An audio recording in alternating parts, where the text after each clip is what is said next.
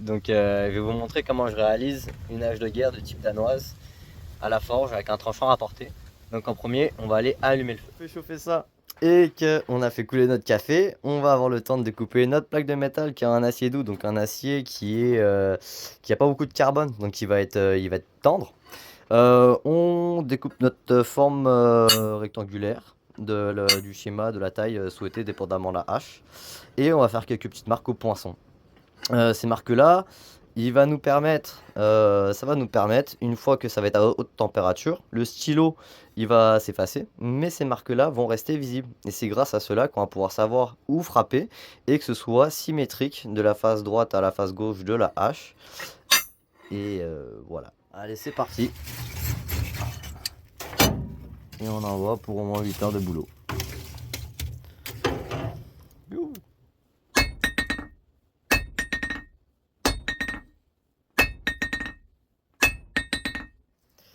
Donc les marques m'ont permis de pouvoir commencer à déformer la matière. Puis plus qu'à faire ça sur le derrière. Voilà la première étape de faite, à peu près. Maintenant il va falloir pousser les oreilles, donc cette partie-là, avec la panne du marteau pour déplacer la matière vers les extérieurs et affiner la matière. Là j'ai étiré les oreilles, donc on essaie de garder ça relativement symétrique, puis d'une épaisseur à peu près similaire. Puis là, je vais pouvoir directement les former en pointe grâce à la bigorne et à un petit marteau rond. J'ai étiré les oreilles en pointe. J'ai fait quelque chose de relativement fin. Parce que ça va être une hache de guerre. Et puis maintenant, on va pouvoir la replier sur elle-même. Ou est-ce que la hache va prendre tout son sens. Mais avant ça, il faut que je nettoie cette partie-là qui va être le tranchant. Parce qu'on va venir la replier comme ça. Sauf que si j'ai des petites lamelles d'oxydation qui est entre les deux, ça va pas souder. Donc je vais utiliser une méthode japonaise qui nécessite de l'eau que je vais mettre sur mon enclume et sur mon marteau. Puis en frappant ça à chaud, ça va éclater toutes les petites parties, toute l'oxydation qui peut être dessus avant que je la replie et que j'y incorpore un petit peu de borax qui est une poudre qui va éviter l'oxydation pour souder tout ça ensemble. C'est parti.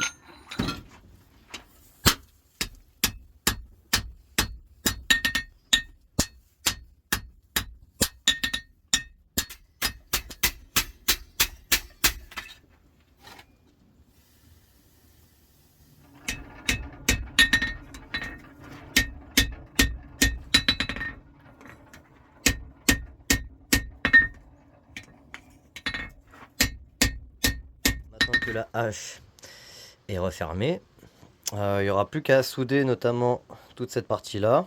Puis avant de la souder, je vais rajouter une petite partie d'un acier au carbone au début de la jointure. Ça va permettre d'avoir une meilleure résistance, notamment avec la soudure, parce que c'est souvent là que ça commence à craquer. Donc là, on va y insérer cette petite lamelle de 15N20, donc d'acier au carbone. Donc là, on est prêt pour la soudure.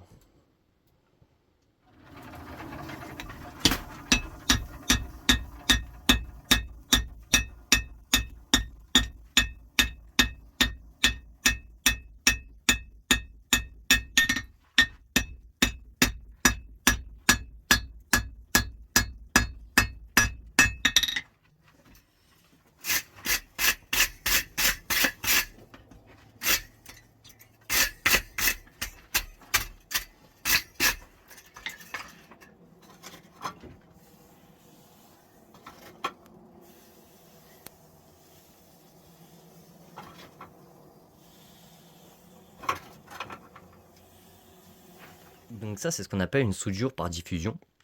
Donc c'est un procédé assez technique parce que trop chaud, on brûle l'acier, trop froid, ça soude pas. Et notamment avec les aciers de coutellerie, c'est ce qui est encore plus difficile. Notamment, c'est grâce à cette technique-là, du coup, qu'on peut arriver à faire notre tête de hache, donc qui a été soudée par diffusion. Et ensuite de ça, qu'on réouvre notamment le tranchant pour y appliquer un tranchant au carbone. Et ensuite de ça, on revient souder. Ou sinon, on peut notamment, là, ce qui est à partir de maintenant, ce qu'on pourrait faire, ça serait mettre un autre type de tranchant soudé par diffusion pour par exemple faire une hache à barbe pour décarissage. Mais là, pour cette fois-ci, on va faire une hache de guerre qui va être quand même pas mal compliquée, assez complexe. Donc là, on continue et on va étirer la matière. Après avoir soudé, à l'aide d'un mandrin, j'ai fait l'œil de chat pour qu'il soit beau, qu'il soit à peu près bien. Puis là, on va étirer cette section-là pour pouvoir avoir vraiment une bonne longueur. Et ensuite de ça, on va le découper par là, en deux parties pour faire comme un Y. La partie qui avait été soudée a été étirée suffisamment.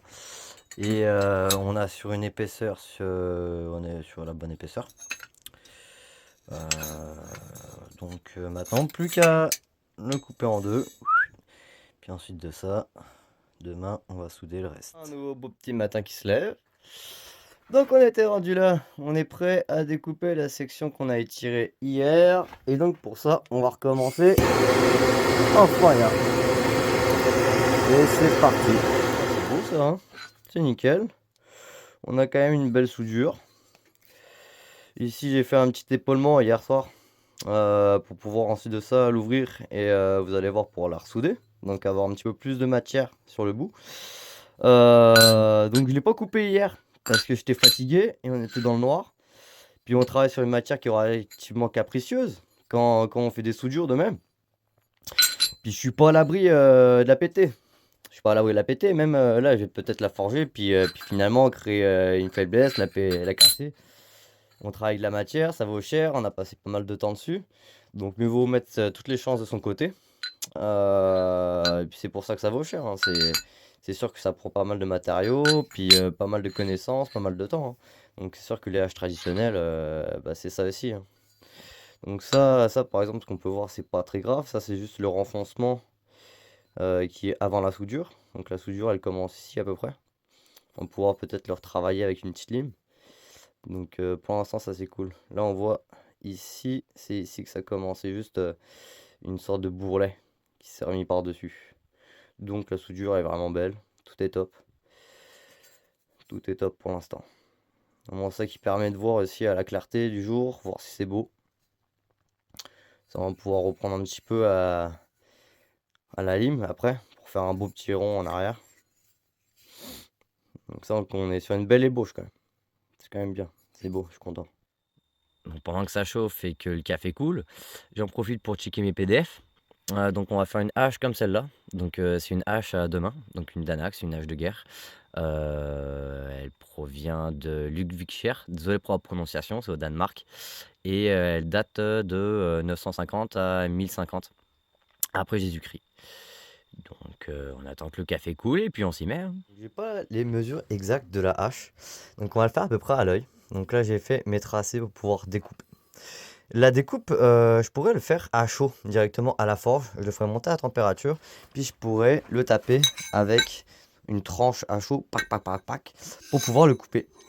Mais pour aller un petit peu plus rapidement et être vraiment précis sans avoir besoin de le poncer par la suite, je vais le faire directement à la disqueuse. Et quitte à utiliser la disqueuse, je suis déjà en train de réfléchir à l'étape suivante, c'est à faire mon tranchant. Et pour le tranchant, ça, il faut réfléchir justement à qu'est-ce qu'on fait et c'est quoi les utilités. Parce qu'il y a plusieurs types d'acier. On pourrait utiliser un acier de coutellerie qui serait notamment résistant, mais qui serait potentiellement cassant. Tandis que là, ce qu'on va faire comme tranchant, cette hache de guerre, ça va vraiment pour taper comme un marteau sur des casques en métal, dans la reconstitution archéologique. Donc pour ça, ça risquerait de casser. Donc je pense que je vais utiliser, c'est de l'acier, notamment le même acier que j'utilise pour mes marteaux. Donc c'est du 1045 qui risquerait plus de plier que de casser. Donc c'est avec ça que je fais avec mes marteaux notamment. Donc je pense que ça va être la meilleure manière. Donc on va couper en même temps cette tige là, une longueur, pour ensuite de ça forger la lame à l'intérieur. Et on a déjà un autre morceau de fer pour pouvoir créer la petite croix qu'on va venir jointer, qu'on va venir souder sur le tranchant. Donc ça c'est bon. Et la forge est chaud, donc on y va. L'autre chose à prendre en considération, c'est que les aciers comme les aciers de coutellerie, donc qui ont quand même un bon taux de carbone à l'intérieur, ils vont être plus capricieux au niveau des soudures. Il va falloir vraiment faire attention. aux températures. Si tu les montes aux autres un petit peu trop chaud, ils vont finir par fissurer, ils vont se dénaturer et ils vont finir par casser. Donc je me donne des chances aussi à travers la tige en 1045 qui va moins de carbone dedans et qui va être un petit peu moins capricieux comparativement aux aciers de coutellerie. Aussi, ces aciers-là sont super pour faire des tranchants, donc ils vont être résistants, ils vont être très résistants pour pouvoir garder un tranchant sur les couteaux de cuisine par exemple.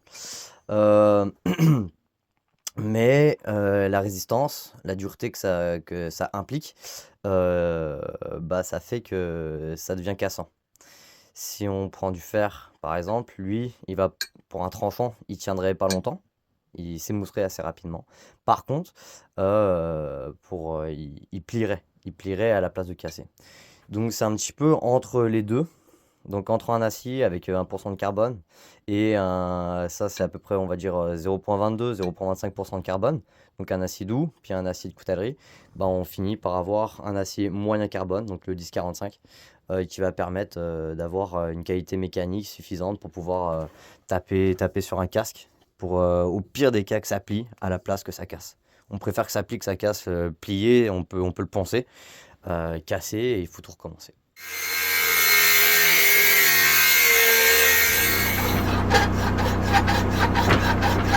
Maintenant que c'est fendu en deux, je vais venir le chauffer et l'ouvrir pour faire donc mon Y.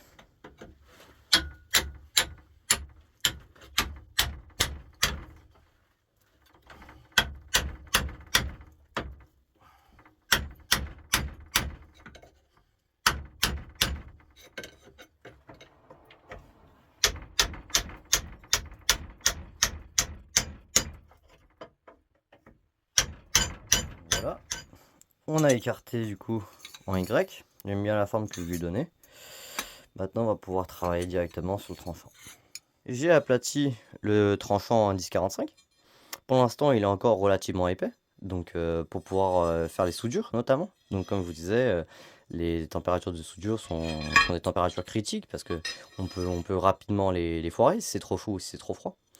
Donc avec plus de masse thermique, grâce à l'épaisseur, c'est plus simple. Si comme les couteaux, quand c'est trop fin, on le sort, on le frappe sur l'enclume, on n'a pas assez de temps. Donc ça peut chier. Donc là, je lui donnais aussi une petite courbe pour que ça vienne se jointer parfaitement. Et on est rendu donc à poser la petite croix au centre. Donc là, on va prendre les mesures et on va fabriquer la croix pour pouvoir venir la mettre dessus.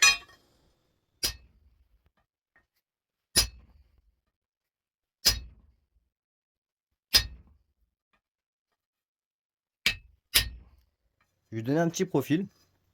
Donc vu que ça c'est le morceau qui va accueillir la soudure, comme une gueule de loup. Donc l'autre c'est comme la gueule de loup qui va manger celui-là. Donc lui il faut lui donner un petit profil pour que ça rentre suffisamment dans la gueule de l'autre. Donc voilà un petit profilé. J'ai commencé donc la croix. Puis là je vais faire appel à ma femme pour qu'elle soit deuxième frappeuse. Ça veut dire qu'elle va prendre une des masses, pendant que moi je tiens avec la pince mon lingot de fer. Et que je prends ce marteau là, un flatter. C'est un marteau en fait qui est complètement droit pour rectifier normalement. Et je vais utiliser le coin de ce marteau là avec le coin de mon enclume. Donc si on imagine, vu de côté, que ça c'est mon enclume. Si je mets mon marteau ici, bam, que je frappe dessus, sauf que j'ai pas trois bras. Donc là c'est pour ça que ma femme va pouvoir m'aider. Ça va écraser la matière entre les deux. Mais cette section là, elle ne se fera pas toucher. Ce qui fait que ça va me permettre de faire rentrer une petite section et de commencer les barrettes de la croix. Vas-y, vas-y, vas-y, vas-y, vas-y, vas-y. L'ébauche de la croix est finie. Puis pendant que j'ai remis du charbon pour la soudure, je vais venir la rectifier à la lime ou à la ponceuse pour la positionner sur la lame. Je vais venir la rectifier avec la 2x72. C'est sûr que moi je suis juste avec les panneaux solaires ou avec la génératrice, donc j'utilise le moins souvent, mais c'est quand même, ça va beaucoup plus vite avec ça. On est donc prêt à souder ça au feu. Donc après avoir terminé le profilage, la sableuse je l'ai coupée en deux pour avoir une partie à droite et une partie à gauche, donc en gueule de loup. Et j'ai fait une petite taque à la soudeuse à l'arc pour éviter que ça bouge lorsque je vais le frapper après l'avoir mis au feu. Donc on est prêt.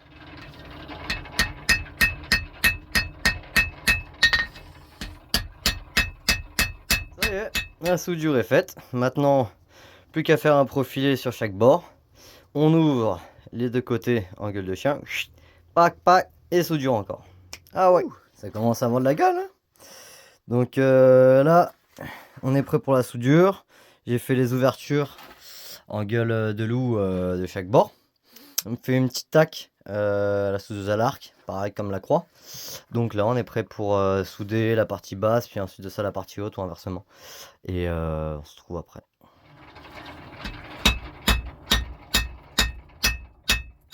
Bon voilà, tout est soudé.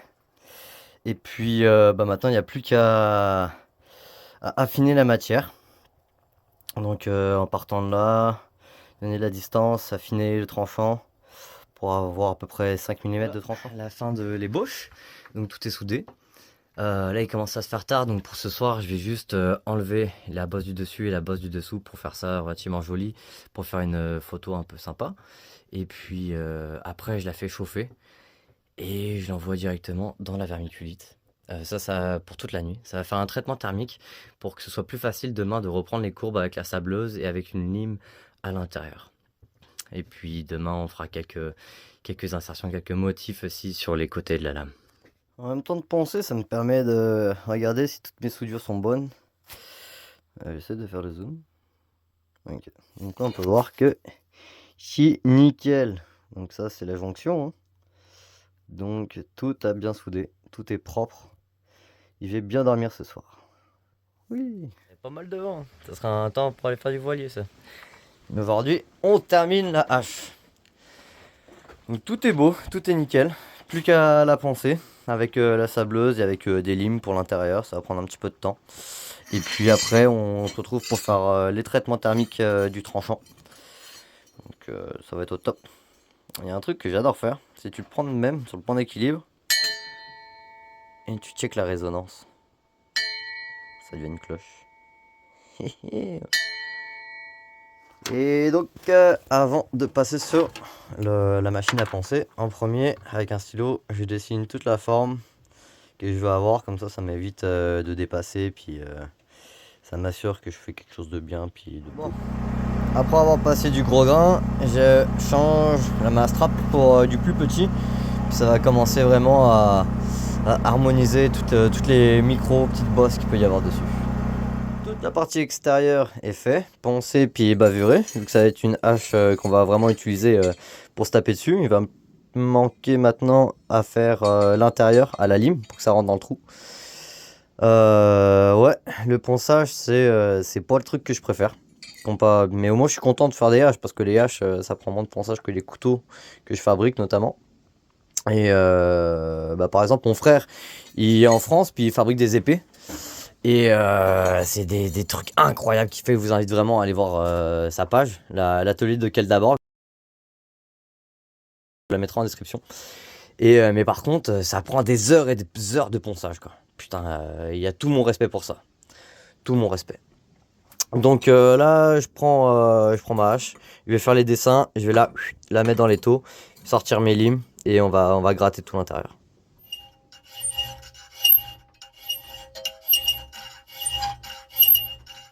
Bon, la partie de droite est faite maintenant. Donc là, il va rester la partie de gauche. Allez, la dernière ligne droite. Bon, moi j'ai enfin terminé. Hein. Pas content d'avoir fini. Donc je trouve que l'harmonie géométrique est pas mal. Au niveau de toutes les courbes, ça se tient bien. C'est beau. J'ai travaillé un petit peu tout, enlevé toutes les bavures qu'il pouvait y avoir. Et puis du coup, on obtient un total de... Ah bah super. De 750 grammes tout rond. Pour environ 21,5 cm de longueur sur 19,5 de longueur de lame. Bon, bah c'est parti pour les traitements thermiques maintenant. Donc pour ça je rallume un feu. Je pourrais le faire l'intérieur de ma petite fournaise de traitement thermique. Mais quitte à faire une hache histo, autant faire la trempe histo aussi. Pendant que ça chauffe, hop là, j'allume mon four. pour compléter le traitement thermique. Donc hier, j'ai pas placé ma hache dans la vermiculite finalement. Donc la vermiculite, c'est comme une sorte de petite roche qui est hyper isolante. Puis quand tu mets ton acier à chaud à une température exacte dedans, ça va refroidir très très lentement et ça va faire un traitement thermique qui va faire une globularisation du carbone. Puis on va pas rentrer dans les termes techniques, sinon on passerait la journée. Mais en clair, ce que ça fait, c'est que ça va rendre l'acier plus ductible pour le travailler avec les limes, pour le poncer, etc. Par contre, hier, ce que j'ai fait, en fait, j'ai directement fait une phase de rétrécissement des grains. Donc c'est une phase, un autre traitement thermique à faire, qui permet de réduire les grains de l'acier pour pour qu'il soit plus résistant. Pour qu'il soit plus résistant et qu'il soit prêt à être traité thermiquement pour la trempe. Donc là, on est dans une phase parfaite pour la tremper au feu. Puis le rétrécissement des grains de l'acier, ça va permettre aussi de le déstresser. Parce que là, on va faire un choc thermique, donc on va le faire monter à haute température et on va le tremper directement dans de l'eau parce que c'est du 10-45. Donc c'est une trempe à l'eau. Puis si l'acier est trop stressé à cause du corroyage, à cause qu'on l'a frappé, il risque directement de tordre parce qu'il y a trop de stress à l'intérieur. Donc là, ça permet d'avoir un acier qui est fin, avec les grains qui sont fins et qui est déstressé, donc qui est directement prêt pour se faire tremper euh, dans l'eau, sans tordre. Puis qu'est-ce que la trempe? En fait, la trempe, c'est un traitement thermique et on va faire un choc thermique. Donc ce choc thermique-là, on va mettre notre hache, puis on va la faire monter à température. La température, dépendamment des aciers, ça varie. Allô ma cocotte. Du coup, la température dépend des aciers. Donc on la fait monter à température et ensuite de ça, on va la plonger rapidement dans une solution. Donc par exemple, le 10-45, ça va être dans de l'eau. Ou les aciers de coutellerie, on va utiliser de l'huile plus ou moins rapide pour pouvoir faire le choc thermique. Ça, ce que ça va faire en fait dans la structure atomique de notre acier, on va venir la figer dans un stade martensitique. En fait, si tu préfères, on va la figer dans un stade extrêmement résistant. Mais c'est tellement dur que ça en devient cassant. Donc c'est pour ça qu'après ça, on va aller l'apporter dans mon four que je fais chauffer en ce moment à 200 degrés pour essayer de redonner un petit peu de souplesse et que ça devienne ressort. Donc c'est ça qu'on va faire là. On va faire la trempe en premier lieu. Donc là, on va mettre la hache dans le feu. Je vais essayer de faire monter toute la hache à température. Comme ça va renoircir les parties que j'ai poncées. Puis après ça, on va essayer de faire monter la température à 800-830 degrés au niveau du tranchant, de manière homogène, pour pouvoir le tremper. Donc ça, après, les températures, je les ai pas sorties de ma tête, hein. C'est des métallurgistes qui travaillent dessus. Donc je sais que par exemple le 10-45, voilà, 800-830 et dans une trempe à l'eau, quoi. Puis après ça, on va le faire chauffer notamment aux alentours de 200 degrés pour le tempérer. Donc là, on va être prêt pour la trempe. Puis ce qui m'indique la bonne température, ça va être la couleur de l'acier. Puis quand c'est à la bonne couleur, c'est là où est-ce que je vais le tremper.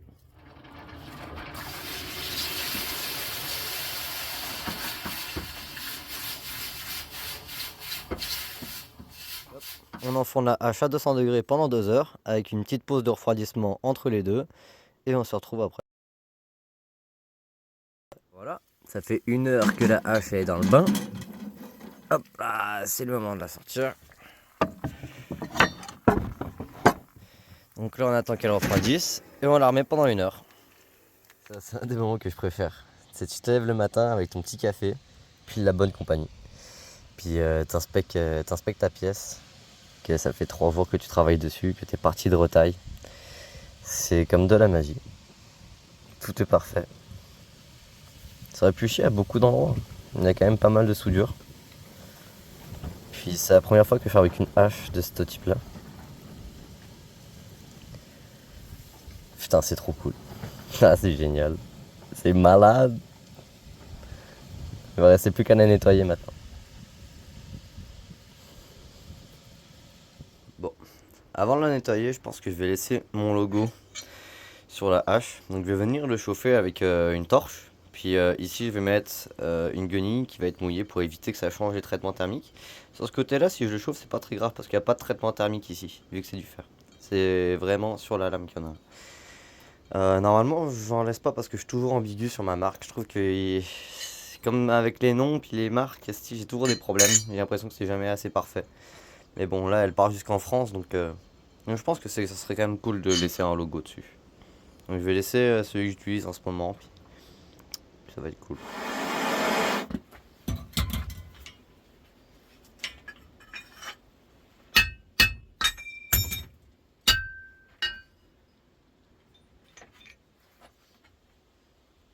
Donc voilà, le logo est posé, plus qu'à la nettoyer maintenant. Donc ça c'est le logo que j'utilise en ce moment. Et je le mets pas sur beaucoup de pièces que je fais, parce que je sais pas si je vais le changer ou pas. Mais bon, il est cool, moi j'aime bien. Après.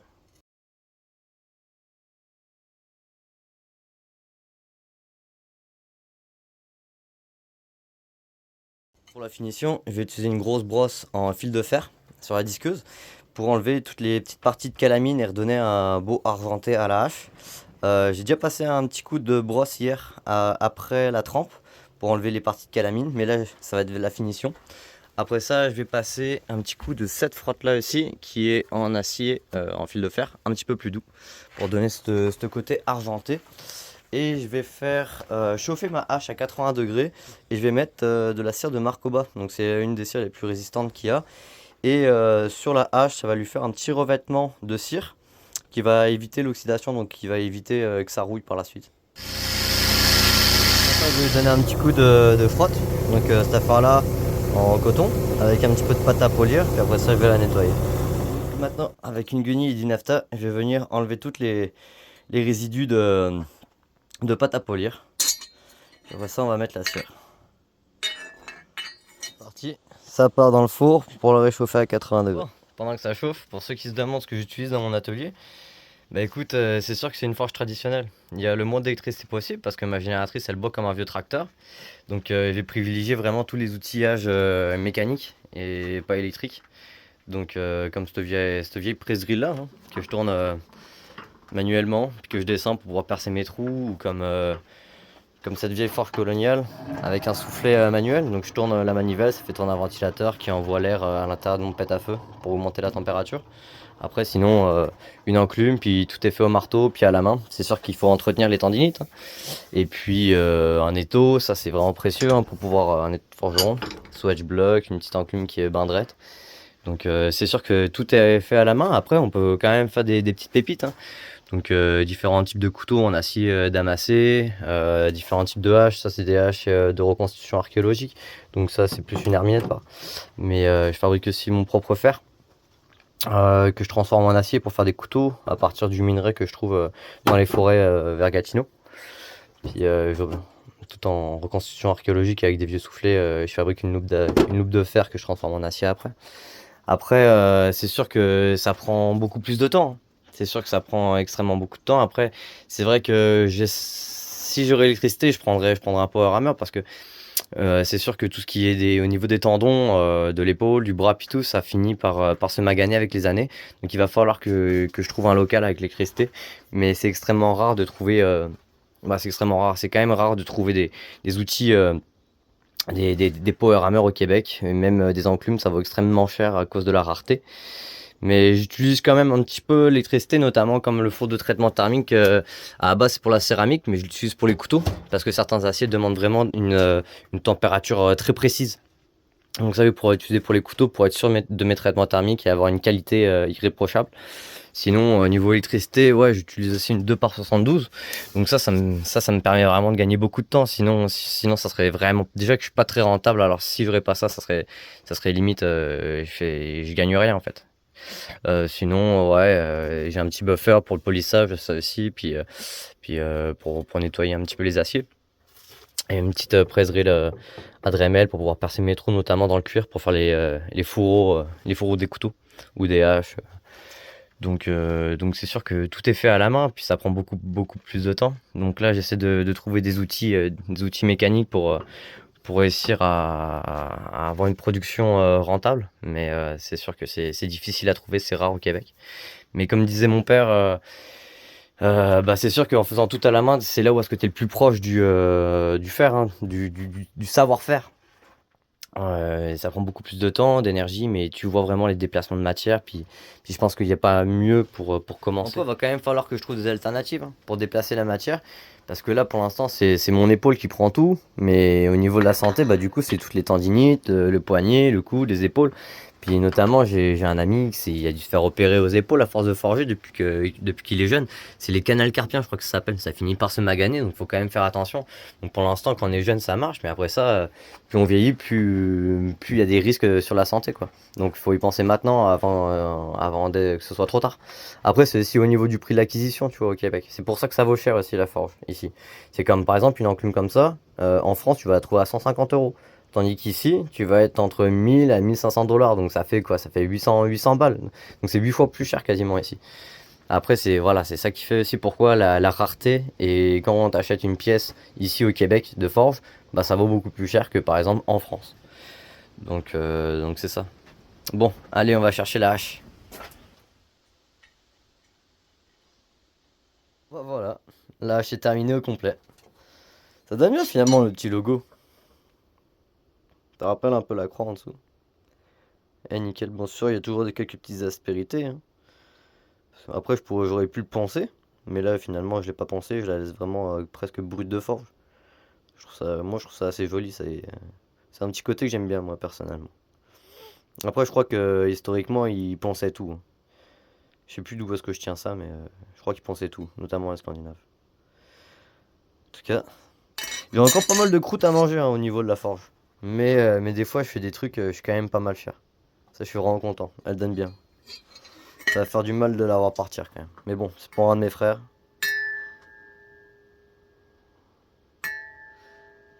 Bon, on va aller faire quelques petites photos. On va la mancher. Puis on va la tester en frappant sur mon casque. Un peu à l'arrache. Mais on va pouvoir l'essayer du coup en frappant sur mon casque. Sur mon pantalon d'entraînement.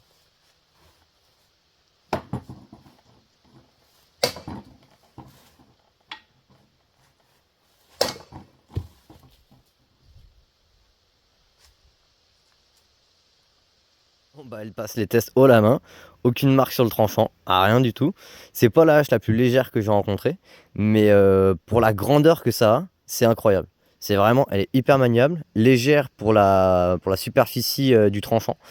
On comprend vraiment pourquoi qu'ils ont fait ça de même. Donc je suis pas déçu, hein. Franchement, top du top. Donc voilà ce que ça donne pour une hache de guerre de type danoise à tranchant à portée. Avec la petite croix en plus.